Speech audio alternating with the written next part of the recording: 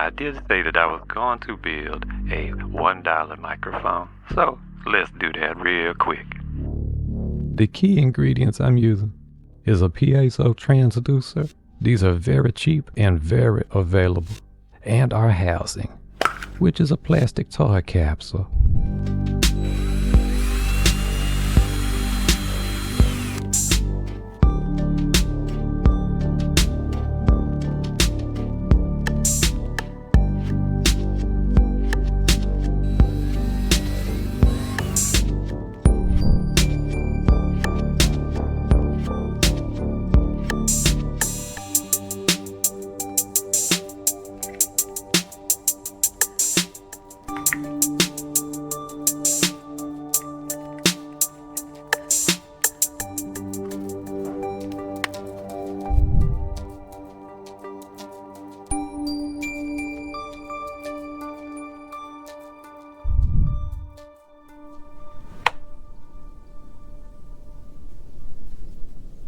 I was just about to plug it in when I realized something's missing.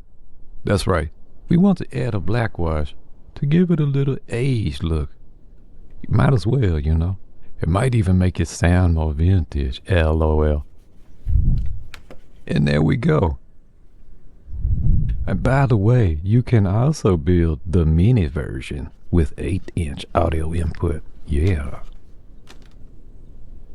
Alright, so now I've created a second track now, and I'm calling it ACORN mic, okay? That's just what I'm calling the $1 microphone, because it looks like an acorn. Alright, now here we go. I got my second one plugged in, and this is what it sounds like.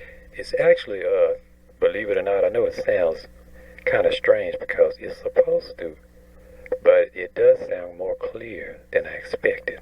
This one I might could put me a little fabric in front of it, a little screen, a little mesh to stop that pops, the plauses.